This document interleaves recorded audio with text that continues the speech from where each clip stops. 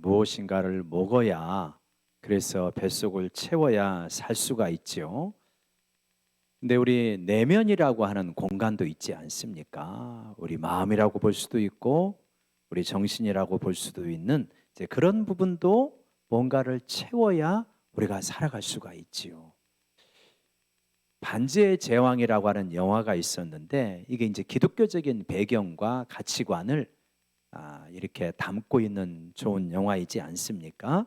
그래서 이제 이 반지의 제왕 1편을 친구 목사님하고 봤는데 아마 1편을 보셨던 분들은 저하고 같이 느끼셨을 텐데 2시간이 넘게 되어지거든요.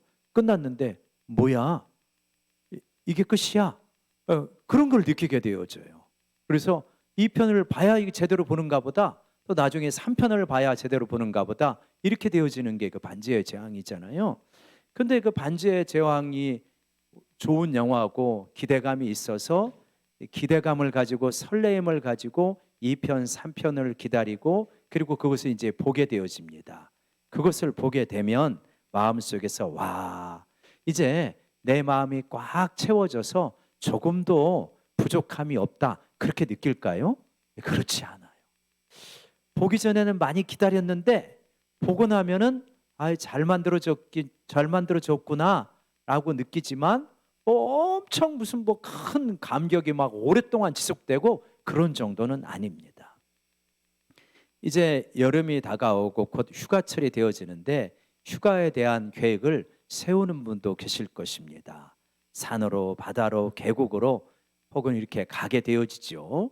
또 그런가 하면 또 이제 해외여행을 생각하고 계실 수도 있습니다.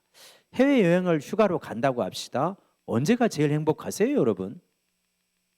막상 거기 가면은 그렇게 행복하기보다는 짐 쌀 때, 그죠? 그리고 계획 세울 때가 더 행복하시죠. 기다리고 계획을 세우고 그럴 때가 행복합니다. 막상 가면 뭐 별거는 없구나.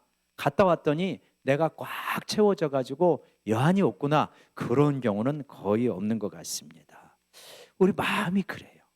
마음이 기대하고 기다릴 때는 대단한 것이 있는데 막상 해보거나 먹거나 보거나 그러면은 좋기는 하지만 대단한 거는 아니구나. 근데 우리 마음속에 이것보다는 뭔가가 더 있을 텐데 이런 마음이 있단 말이에요. 이런 갈망이 있단 말이에요. 오늘 우리 주보의 칼럼에 C.S. 루이스의 글을 거기에 인용했는데 C.S. 루이스가 그렇게 이야기하는 거예요. 뭐라고 그러냐면 이 세상 것으로 채워지지 않는 마음의 공간이 있다, 여백이 있다. 그렇다면 이 세상 거로 채워지지 않으면 다른 세상 것으로 채워지기 때문에 그 마음의 여백이 있는 게 아닌가, 이렇게 말을 하고 있는 거죠. 오늘은 그래서 무엇인가를 그렇게 우리 속에 채우고자 하는 갈망에 대해서 말씀을 드리고자 합니다. 우리는 지난주에 하나님의 선하심에 대해서 말씀을 나누었는데 오늘은 그 하나님의 선하신 하나님을 갈망하자, 이러한 요지의 말씀을 드리고 싶어요. 우리에게는 갈망이 있는데 여러분 한번 이 시간에 잠깐 생각해 보면 내 속에 갈망이 살아있는가라고 하는 질문을 자신에게 한번 던져보시면 좋겠어요. 어떻습니까? 내 속에 갈망이 살아있습니까? 우리가 곁에 있는 사람들하고 같이 쭉 깊이 있는 이야기를 나누다 보면 이 사람 속에는 갈망이 살아있다 하는 사람도 만날 수 있지만 그런 사람을 만나는 건 신나는 일이죠. 그런가 하면 어떤 사람은 이 사람 가슴 속에는 불이 다 꺼져 있네, 이런 안타까움을 느낄 때도 있는 거예요. 우리가 이 세상을 살면서 언젠가 이 갈망이 있었는데 이 갈망이 이런저런 이유로 포기가 되어지고 체념이 되어지고 이 세상에서는 이걸 채울 수가 없는가 보구나 하면서 갈망의 불이 재만 남아있는 그런 경우들도 있을 수 있는 거예요. 그런가 하면 갈망은 있기는 있는데 이 세상에서 채워질 수 없는 것에 대한 갈망으로 계속해서 달려가는 사람도 있는 거예요. 이 세상 평범한 사람들의 갈망은 보통 그러지 않나요? 어떻게 하면 더 좀 많이 벌까? 어떻게 하면 좀 더 많이 소유할까? 어떻게 하면 좀 더 많이 누릴까? 이런 거잖아요. 그래서 그거를 향해 달려가지만, 그래서 내가 원하는 그 갈망을 채우기도 어렵지만 채운 것 같지만 바로 그냥 그 갈망이 푹 빈 풍선에 바람이 빠지듯 그냥 쑥 빠져나가 버리는, 채운 것 같지만 채운 것도 아니구나, 그런 것을 경험하는 경우들이 얼마나 많이 있는지 모릅니다. 하나님은 우리 마음속에 갈망이라고 하는 요소를 주셨어요. 그래서 이 갈망이 있고 이 갈망이 살아있어야 되고, 갈망이 바른 갈망을 가져야 되고, 그것이 옳은 것으로 채워지게 될 때 비로소 우리 인생에는 참 만족이 이루어지는 줄로 믿습니다. 그런 사람을 보는 것은 우리 인생의 큰 기쁨이에요. 맞아, 사는 것은 저런 모습으로 살아야 그게 진짜 사는 것이지, 이렇게 느껴지는 거죠. 오늘 그렇게 살아가는 사람이 있잖아요. 그게 누구냐? 사도 바울이에요. 오늘 본문이 그거를 말해주고 있는 거예요. 여러분, 오늘 본문을 보면 17절부터 보면 바울이 밀레도라고 하는 항구 도시에서 에베소로 보내어 교회 장로들을 불러서 그들과 대화하고 그들에게 설교하는 내용으로 되어 있습니다. 그러니까 에베소라고 하는 도시에 사도 바울이 1차, 2차, 3차 선교 여행 중에 3차 선교 여행에 가가지고 복음을 전한 곳이 에베소입니다. 거기서 3년 동안 머물렀어요. 그래가지고 많은 열매들이 있었습니다. 그리고 나서 이제 사도 바울이 에베소를 떠나서 마게도냐라는 지역으로 갔다가 그 다음에 그리스로 갔다가 다시 돌아와가지고 이제 예루살렘으로 돌아가는 길이에요. 그런데 시간이 없어서 에베소에 들르지를 못합니다. 그래서 그 가까운 항구 도시 밀레도에 교회의 지도자인 장로님들을 불러요. 그래가지고 여기서 대화를 나누고 설교를 하는 장면이에요. 그래서 뭐라고 그러냐면, 내가 여러분에게 처음부터 어떻게 복음을 전하였는지 알지 않습니까? 19절에 보면 내가 모든 겸손과 눈물로 여러분에게 복음을 전하였고 살았습니다. 유대인들이 간계를 보였을 때 그 시험을 참고 주님을 섬기고, 유익한 것은 공중에서든지 개인적으로든지 하나도 주저하지 않고 복음을 전하였습니다. 그걸 여러분이 잘 아시지요? 그러면서 이제 나는 성령에 매여서 예루살렘으로 가고 있습니다. 거기서 환난을 당한다는 것을 알고 있습니다. 그렇지만 24절 다시 한번 읽어볼까요? 24절 같이요, 시작. 내가 달려갈 길과 주 예수께 받은 사명, 나의 생명조차 조금도 귀한 것으로 여기지 아니하노라. 그러니까 나의 생명조차 조금도 귀한 것으로 여기지 않는데요. 여러분, 이 세상에 생명보다 귀한 게 어디가 있어요? 우리가 다 생명을 유지하고 생명을 더 오래 풍성하게 살려고 살아가는 거잖아요. 그런데 생명조차 귀한 것으로 여기지 않을 정도의 그 가치 있는 일이 나에게 있다는 거예요. 나는 그거에 붙들려 산다는 거예요. 근데 그게 뭐래요? 은혜의 복음을 증언하는 일. 하나님의 은혜의 복음을 증언하는 일을 마무리하는 일에는 내 생명조차 귀한 것으로 여기지 않습니다. 얼마나 은혜의 복음이 적으면 이렇게 말씀을 할까요? 그리고요, 그 뒤에 32절에 한번 가보세요. 32절에 가보면 이제 나중에 여러 이제 거짓된 스승들이, 거짓된 이 선생들이 와가지고 교회를 어지럽힐 것이다 라고 하는 거를 말을 하면서 32절에 내가 이제 여러분을 부탁합니다. 누구에게 부탁하냐? 주님께 부탁한다. 또요, 그 은혜의 말씀에 부탁한다. 하나님의 말씀에 부탁한대요. 근데 그 하나님의 말씀은 무슨 말씀이냐? 은혜의 말씀이다.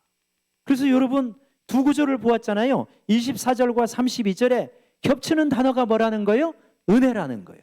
은혜의 복음, 은혜의 말씀. 외쳐봅시다. 은혜의 복음, 은혜의 말씀. 은혜의 복음과 은혜의 말씀이 사도 바울을 붙들고 있는 거예요. 그래서 그 사도 바울이 늘 갈망하는 것은 은혜의 복음과 은혜의 말씀이고, 나는 그것에 붙들려 살고 있다라고 이렇게 말하고 있는 것입니다. 이 그것을 전하는 일에는 내 생명을 귀한 것으로 여기지 않을 정도예요. 그러면 사도 바울이 그렇게 붙들리고 있는 은혜, 사도 바울이 그렇게 붙잡고 있는 은혜라고 하는 것이 뭐냐?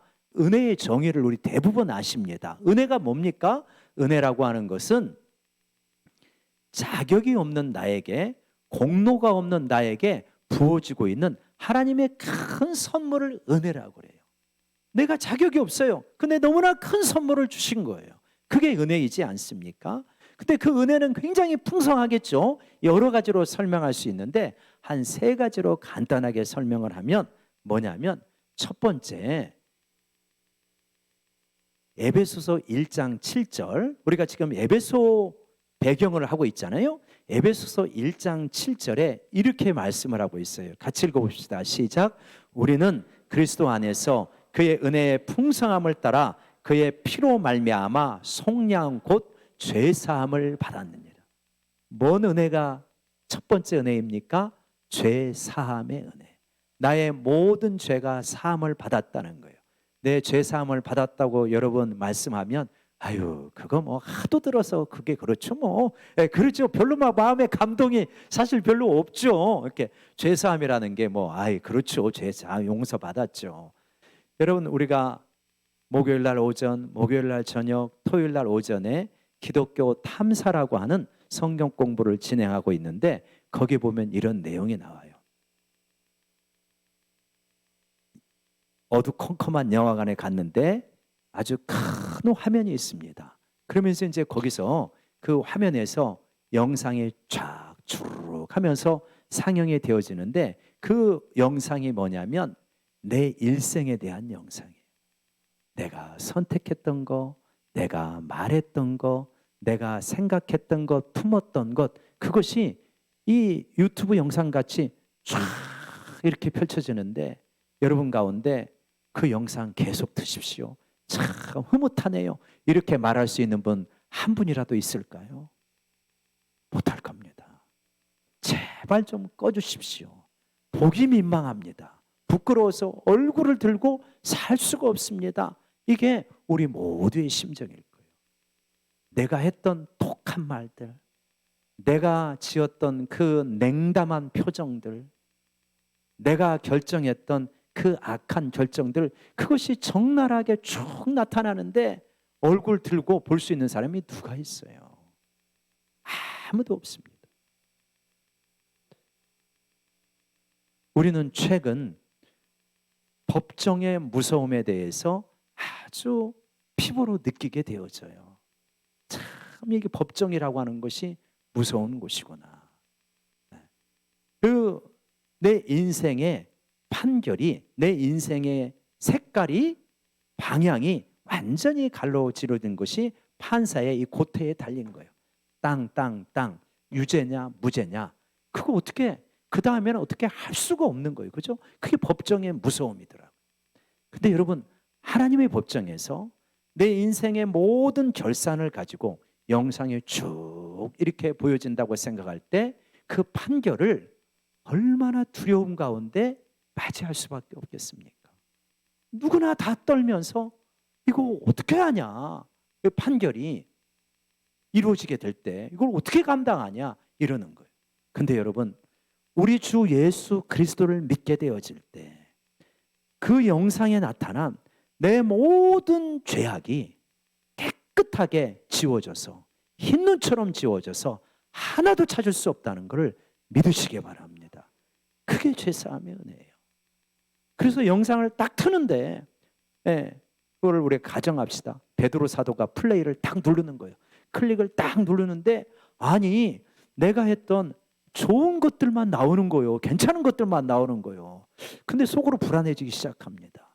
아니 내가 했던 그 악행들은 어디로 갔을까? 그래갖고 베드로 사도에게 가가지고 베드로 사도님, 저거 말고도 더 있는데 혹시 속편이 있어요? 죄는 어디로 갔어요? 그랬더니 베드로 사도가 그러한 당신의 모든 죄는 델리트 돼가지고 지워져 가지고 휴지통까지 버려지고 그 컴퓨터는 포맷돼 가지고 찾을래야 찾을 수가 없다. 할렐루야.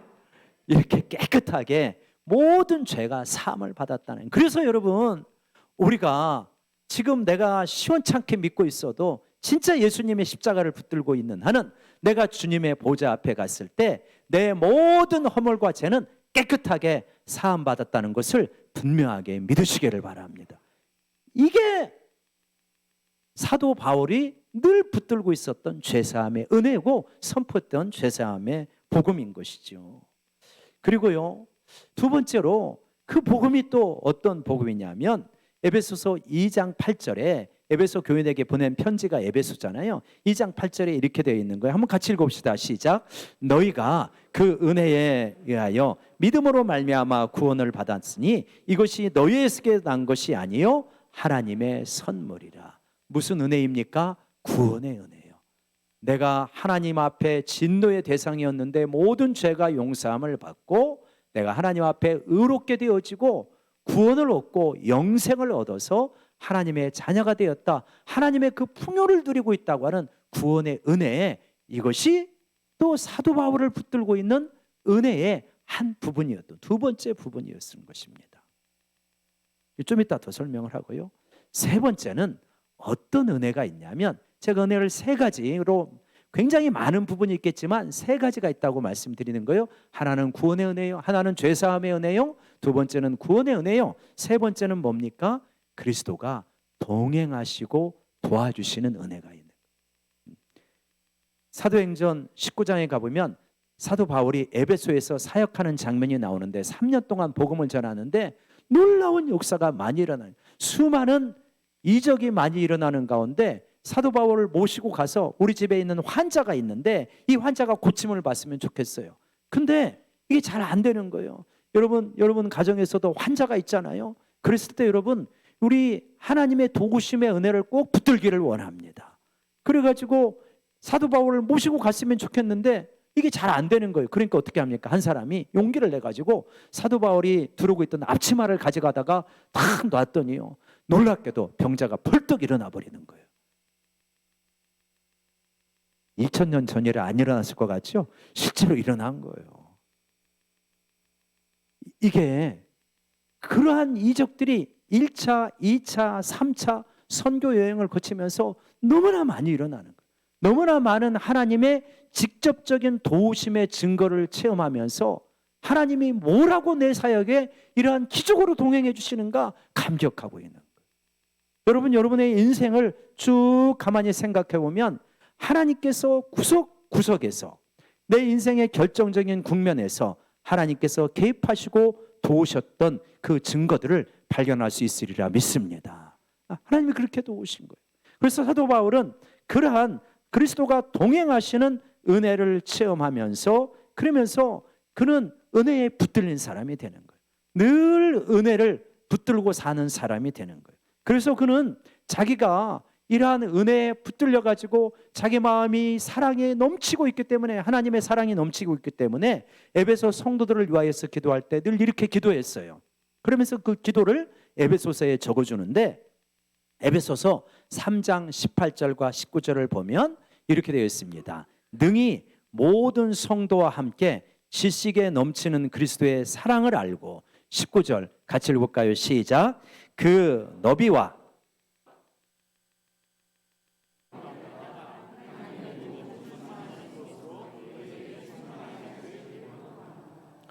그렇게 말하고 있죠. 그 사랑이 얼마나 넓고 긴지, 높이가 얼마나 높고 깊이가 깊은지, 여러분이 그 하나님의 주님의 사랑의 깊음을 깨닫고 하나님의 모든 충만하신 것으로 여러분에게 충만해지기를 원합니다.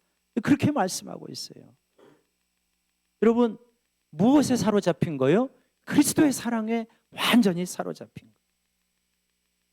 여러분, 우리는요, 갈망이 없으면 사는 게 신나지 않는, 그게 우리 인생이 만들어진 구조가 그래요. 갈망이 있어야 돼요. 여러분, 무엇을 갈망하고 살아가십니까?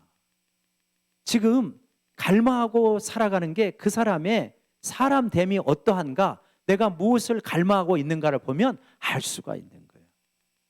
여러분 가운데 혹시 이런 분이 없으리라 생각하지만, 좀 혹시 한두 분 있다고 생각하고 한번 가정에서 말해볼게요.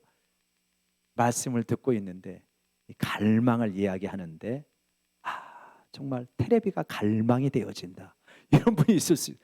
빨리 끝나고 가서 집에 가서 밥 한 그릇 먹고 내가 그동안 못 봤던 드라마 보면서 좀 충분히 휴식이 되어져야 그게 내 인생의 행복이고 기쁨인데, 이런 분이 있을 수 있을 거예요. 텔레비전 드라마가 잘못된 것이다 말씀드리는 게 아니에요. 여러분, 이 세상의 모든 좋은 것들을 만드신 하나님, 선하신 하나님을 갈망하는 거하고 그분의 흔적이 아주 일부분 있는 그러한 이 세상의 피조물을 갈망하는 거하고 무엇이 가치가 있고 무엇이 진짜 갈망이겠습니까? 여러분, 우리가요, 하나님에 대한 갈망이 너무나 약한 것이 우리 신앙의 문제인 거예요. 세상에 대한 갈망, 어떻게든 좀 더 많이 누리고 싶고 좀 더 소유하고 싶다라고 하는 갈망은 갈수록 커져가는데 하나님을 향한 갈망은 자꾸만 줄어들고 하나님에 대한 갈망은 최소한으로 만족하고 이 세상에 대한 갈망이 자꾸만 커지게 되면 여러분, 우리 마음이 굉장히 어떻게 되냐? 공허해지는 거예요. 참 기쁨을 누릴 수가 없게 되는 거예요. 그러나 하나님을 향한 갈망이 커지게 되어지면 하나님은 우리를 실망케 하시는 것이 아니라 그 갈망을 통해서 가장 좋은 것으로 우리의 영혼을 채우시는 분임을 체험하게 될 것입니다. 우리가 그래서 선하신 하나님을 갈망해야 돼요. 그래서 시편의 시인들은 이렇게 기도했어요. 시편 34편 8절에서 이렇게 말해요.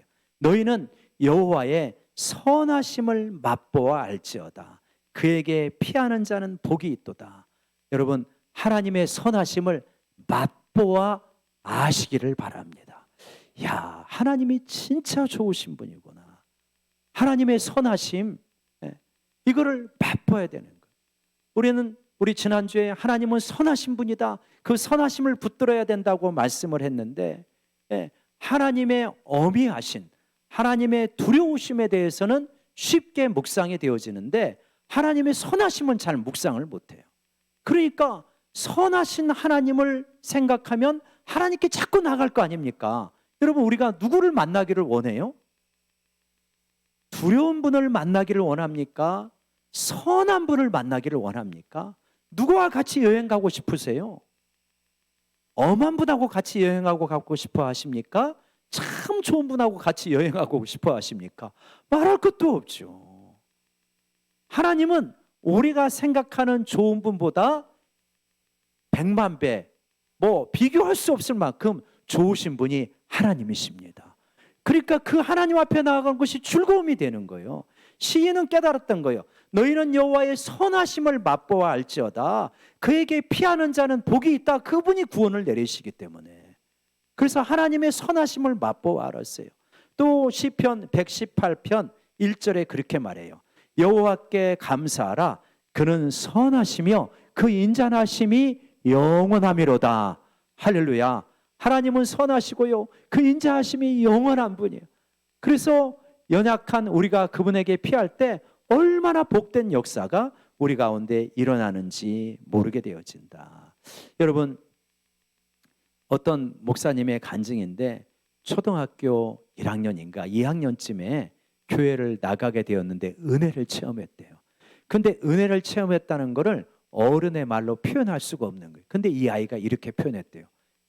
집에 와가지고 엄마한테, 엄마, 내가 교회 갔다 왔는데 왠지 좋은 사람이 되고 싶어요. 왠지 좋은 사람이 되고 싶어요. 하나님의 선하심을 맛보면 선한 삶을 살고 싶은 게 율법적으로가 아니라 자연스럽게 스며나와요. 선한 사람과 접촉하면 선한 자극을 받기 때문에 우리가 선한 행동을 하고 싶잖아요. 선 자체이신 하나님과 접촉을 하니까 왠지 좋은 사람, 선한 행동을 하고 싶은 마음이 생겨나는 것입니다. 그래서 여러분, 우리의 마음 속에 이 세상의 좋은 것들에 대한 것을 다 포기해라 라고 하는 게 아닙니다. 이 세상의 좋은 것들은 그 근원이 다 어디서부터 나오는 거예요? 우리 하나님으로부터 나오신 거예요. 참으로 좋으신 하나님으로부터 나온 거기 때문에 이런 것들은 그분의 그림자이고 파편이기 때문에 뭐 하자는 겁니까? 선하신 하나님을 갈망하자. 그 선하신 하나님을 갈망하게 될 때 그분의 나오심은 새벽빛같이 일정해가지고 우리의 속마음을 채우고도 남고요, 그분으로 채워지게 될 때 우리의 마음 속에서 참다운 기쁨과 평화가 흘러 넘치게 되어주는 줄로 믿습니다. 선하신 하나님을 붙들면요, 내 삶 가운데 속상한 일이 생겨도 그 선하신 하나님이 얼마나 좋은 계획을 가지고 내 삶 속에 이런 일을 허락하셨을까 신뢰하면서 나아가는 거예요. 그래서 사람들이 비웃고 조롱할 때 우리는 그 하나님을 갈급하게 되는 것입니다. 여러분, 그래서요 시편 42편 1절에 사람들이 시인을 비웃고 조롱할 때 내가 그 하나님을 찾기에 갈급합니다.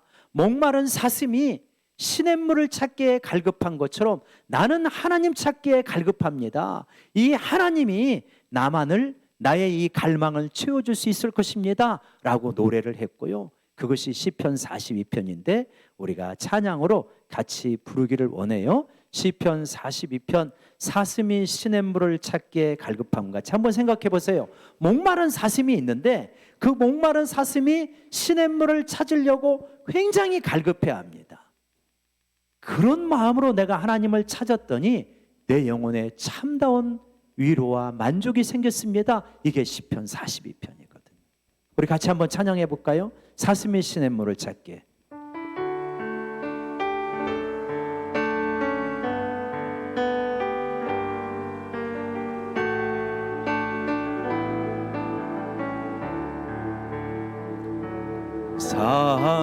사슴이 시냇물 밑에 마이크 주시고요.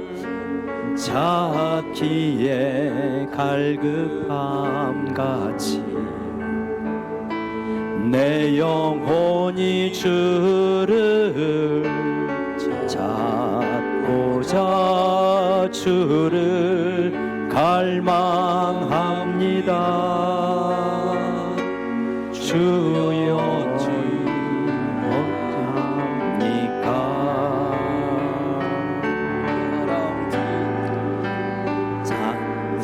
사람들이 하는 말이 내 하나님이 어디 있느뇨 어디 있느뇨 내가 밤낮으로 눈물 흘리니 주여 어찌합니까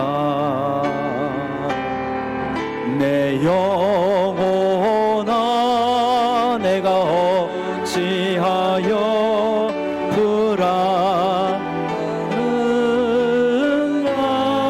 불안하는가 내가 어찌하여 불안하는고 너는 너의 하나님을 알아라 내 얼굴을 도우시는 내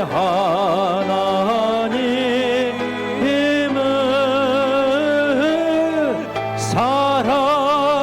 살아계시는 내 하나님을 너는 너의 하나님을 알아라. 아멘. 여러분, 우리가요 사슴이 시냇물을 찾기에 갈급한 것처럼 내 영혼이 진정으로 선하신 하나님을 갈망하게 될 때 여러분 예수 믿는 기쁨과 사도 바울의 열정과 내 존재의 의미를 직관적으로 자연스럽게 깨닫게 되어주는 줄로 믿습니다. 여러분 이거를 찾지 않잖아요. 이 진짜 올바른 대상 선하신 하나님을 갈망하는 것이 아니라 이 세상에 하나님의 피조물 그런 것들을 갈망하게 될 때 나타나는 증상이 있어요. 그게 뭔지 아세요? 그게 공허예요. 사람은 그런 것들로 체험을 받지 못합니다.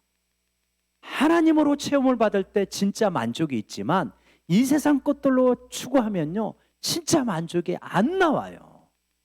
희한하게 그렇게 되어 있습니다. 돈을 마음껏 추구해 보십시오. 그래서 부자가 한번 되오십시오. 참 만족이 있을까요?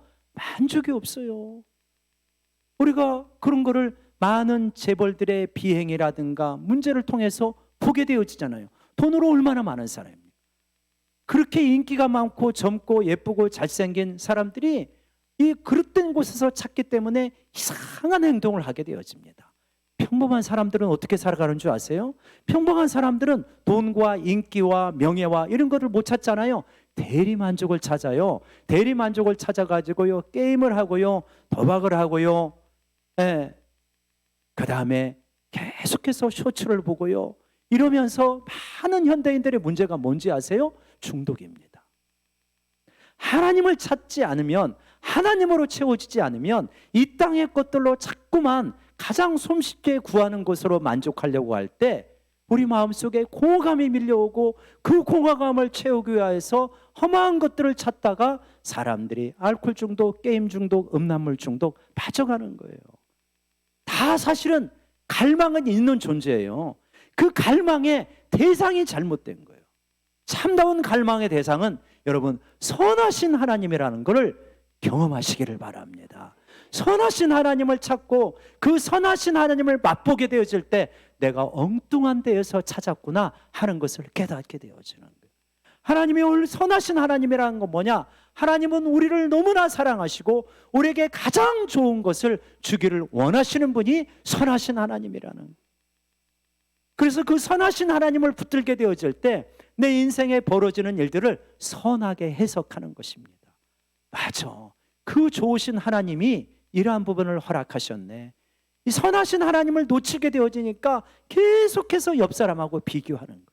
옆 사람이 잘 될 때 진정한 축하가 안 되는 거예요. 근데 하나님이 나를 정말로 사랑하시고 나에게 가장 좋은 거를 주길 원하신데 옆 사람이 잘 되면 어떻게 됩니까? 축복할 수가 있죠. 그 사람에게 좋은 걸 주시고 나에게는 나에게 가장 좋은 걸 주시니까 자연스럽게 비교가 멀어지는 거예요. 근데 선하신 하나님을 못 붙드니까 자꾸만 비교하고요, 경쟁하게 되고, 뒤처지면 불안해지고, 불안해서 엉뚱한 곳에서 위로를 찾고, 이렇게 되어지는 거예요. 선하신 하나님을 붙들면요, 하나님이 내 인생에 가장 좋은 계획을 가지고 있다는 것을 알기 때문에, 그러면 미래에 대한 두려움이 없어져요. 미래에 얼마나 좋은 걸 하나님이 준비하실까? 그러면서 오늘을 굉장히 복되게 살아갈 수가 있습니다. 그런데 질문이 있어요. 목사님, 선하신 하나님 말씀하시는 거 좋은데 근데 내 인생에 왜 이렇게 고통이 많아요? 이런 질문이 있는 거예요. 왜 그럴까요? 왜 그럴까요? 너무나 중요한 주제이고 짧게 다룰 수는 없지만 또 다음에 기회가 되어서 다루게 되겠지만, 여러분 왜 그러냐면요, 우리가 에덴 동산에 살지 않아서 그래요.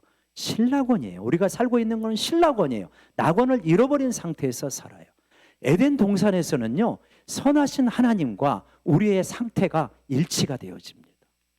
아무런 문제가 없어요. 아무런 문제가 없어요. 선하신 하나님을 내 삶 속에서 벌어진 일로 다 느껴요. 경험할 수 있어요. 근데 지금은 아닌 거예요. 왜 그렇죠? 낙원이 아니고 낙원에서 쫓겨난 신락원의 상태이기 때문에. 예를 들어 볼게요. 우리가 낙원에서 살 때, 에덴 동산에서 살 때, 에덴 동산으로 이제 나중에 우리가 구원을 받으면 복낙원이 되어지는데, 에덴 낙원이 있었고 신락원이 됐다가 구원을 받아서 복낙원이 되는 거잖아요. 복낙원이 됐을 때 여러분 만약에 사업을 하려면요, 화장품 사업을 하면 절대 안 됩니다. 왜 그런지 아세요?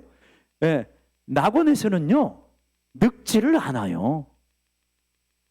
흰머리가 안 생겨요. 주름살이 안 생겨요. 무슨 말을 하려고 하냐면 낙원을 잃어버렸기 때문에 육체적으로 타락했고, 타락의 증거들이 흰머리라든가 주름살이라든가 관절염이라든가 식도성, 영육성 식도염이라든가 이런 것들로 나타나는 거예요. 거기서는 그런 것이 안 생겨요. 육체가 그렇겠죠? 인격은 어떻게 될까요? 우리가 하나님의 형상으로 만들어졌잖아요. 그래서 하나님의 형상의 인격적인 부분이 뭐냐면 성령의 9가지 열매예요. 그게 하나님의 모습을 보여주는 거예요. 사랑, 희락, 화평, 오래 참은, 자비, 양선, 충성, 온유, 절제가 우리 인격의 자연스러운 모습이었어요. 근데 신락원이 있으니까 어떻게 하냐? 사랑 대신 미움이, 희락 대신 짜증이, 화평 대신 갈등이, 오래 참음 대신 조급함이, 이런 것들이 다 나타나는 거예요. 자비 대신 무정함이 나타나고요, 양선 대신 괴롭힘이 나타나요. 애들이 애들 괴롭히는 거 봐요. 하나님의 형상이 완전히 이그러진 거예요. 충성 대신 불충이, 온유 대신 패역함이, 절제 대신 무절제가, 이런 것들이 신랑 안에 살아가는 우리 인격의 모습이다, 우리 혼의 모습이다, 이렇게 볼 수 있는 거예요.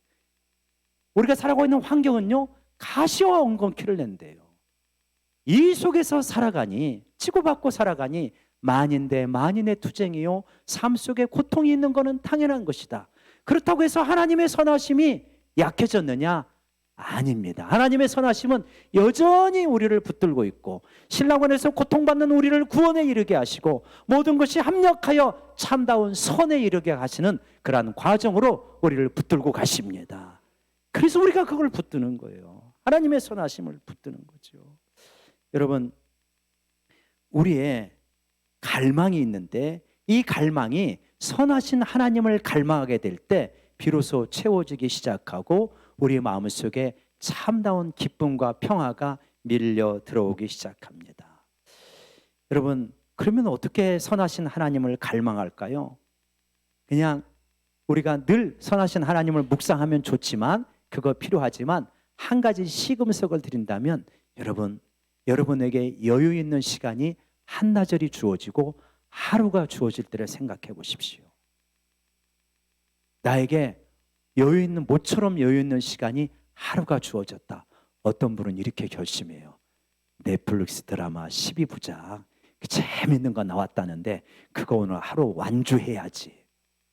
하나님의 선하심을 잘 몰라서 그래요. 그게 더 재밌다고 느끼는 거예요. 하나님의 선하심을 맛본 분들은 그거를 보지 말라는 게 아니라, 내가 적어도 하나님의 선하심을 충분히 누릴 수 있는 시간을 가져보겠다.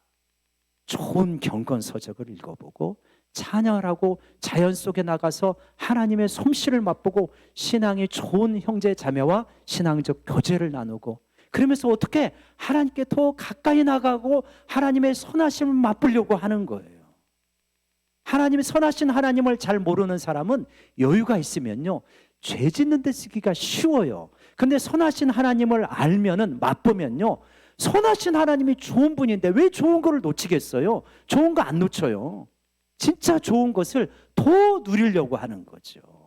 바라기는 우리 모두가 죄된 속성이 있어서 이 세상의 쾌락을 추구하는 마음을 부인할 수는 없지만, 그러나 이것을 능히 이기고도 낳는 선하신 하나님의 그 좋음을 맛보는 것을 자꾸만 경험해서, 내게 한나절이 주어질 때 하나님 앞에 나가고, 내가 하루가 주어졌을 때 하나님과 좀 하루 동안 데이트하는 시간을 갖고 싶다, 이러한 선한 열망들이 있기를 간절히 축원합니다. 얼마나 멋져요. 억지로 하라는 게 아니에요. 선하심을 맛보아서, 여러분, 선하심을 맛보면요, 그 선하심을 더 좋아하게 돼 있다는 거.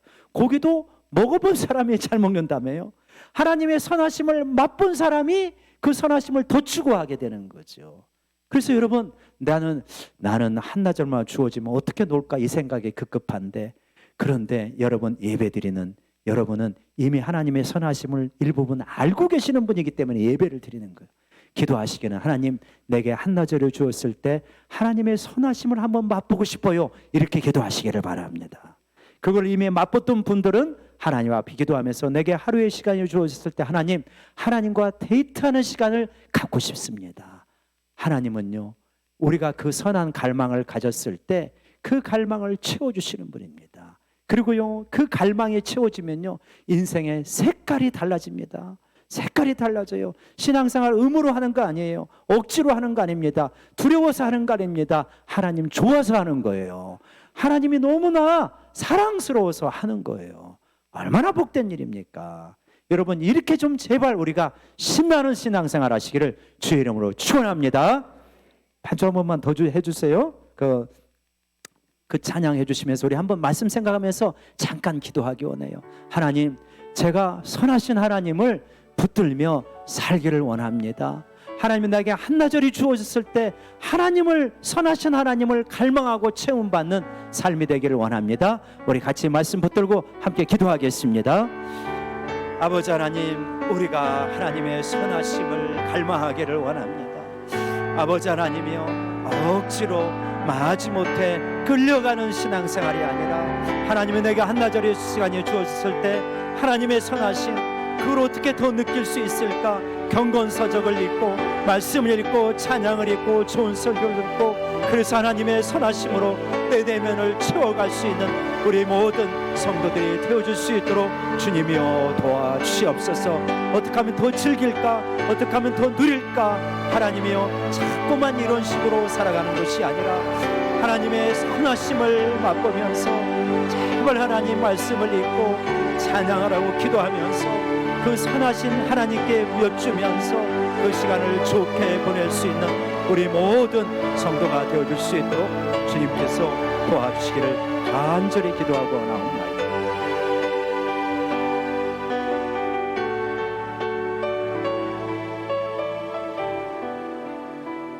하나님 아버지, 우리는 갈망하는 존재입니다. 무엇을 갈망하며 살아갈까요? 하나님, 물질과 쾌락과 하나님이여 사람과 평판과 인기와 그러한 것을 하나님 옆으로 제쳐놓고 선한 것은 부분적으로 누리게 되겠지만 무엇보다도 선하신 하나님을 갈망하는 우리 모두가 되게 하여 주시옵소서. 그 갈망이 정말 하나님으로 채워질 때 우리는 왜 예수를 믿는지, 왜 이 땅을 살아가야 되는지, 하나님이 우리가 어떠한 삶이 우리 앞에 기대하고 있는지를 자연스럽게 알 수밖에 없사오니 주여 그 선하신 하나님을 붙들고 살아가는 복된 인생 되게 도와주시옵소서. 예수님의 이름으로 기도드리옵나이다. 아멘. 우리 찬송가 314장 찬양하면서 준비하신 예물 드립니다.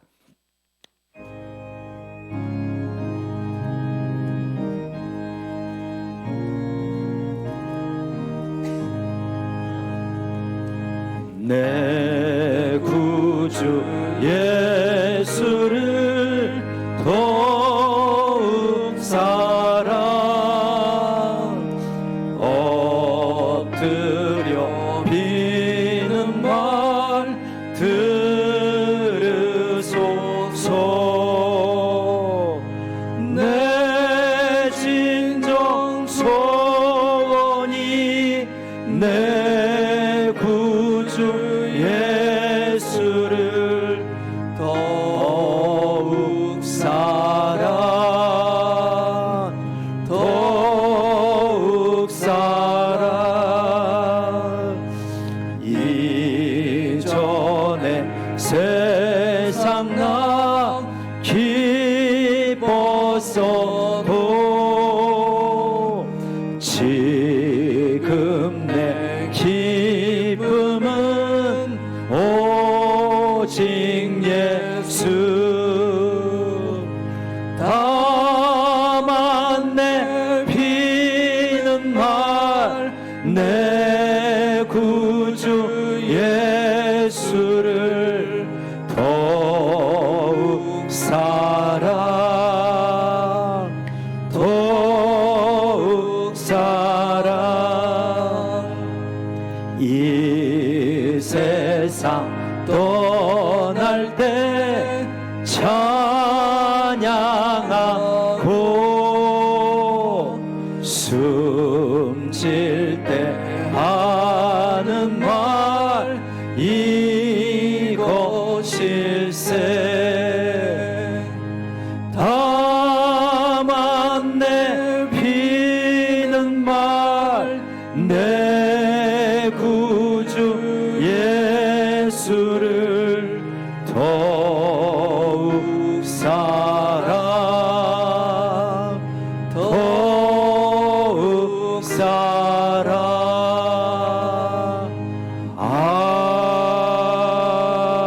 아멘. 우리 드리신 예물을 위하여 가슴에 손 얹고 기도하겠습니다. 하나님, 하나님의 은혜에 감사해서 하나님 앞에 예물을 드렸습니다. 주일 헌금과 11조 헌금을 드립니다. 아버지 하나님, 필리핀 선교 헌금을 드립니다. 하나님이여, 이 모양 저 모양의 예물을 드릴 때 주님 기뻐 받아 주시옵소서. 아버지 하나님, 하나님께서 선하신 하나님이요, 우리가 선하신 하나님을 갈망하며 살 때 이 땅의 물질에 대해서도 바른 자세를 가질 수 있는 줄로 믿습니다. 하나님이 계시기 때문에 풍요한 인생이 되게 하여 주시옵소서. 풍요한 하나님께서 적절하게 물질을 주시는 줄로 믿고 최선을 다하되 하나님의 그 이후에는 자족하는 삶이 되게 하여 주시고, 오늘 묵상한 새벽에 묵상한 말씀처럼 아버지 하나님이여 받는 것보다는 주는 것이 복이 있는 인생이 되게 하여 주시옵소서. 예수님의 이름으로 축복하며 기도드리옵나이다. 아멘. 우리 교회 광고 말씀드리겠습니다. 우리 12.12 릴레이 기도회가 진행되고 있습니다. 한 주간 진행했고 이번 주 한 주간 하게 되어지는데, 혹시 지난주에 미처 참석하지 못하였어도 참여하지 못하였어도 이번 주에 해도 되니까 또 개입하고 같이 기도했으면 좋겠습니다.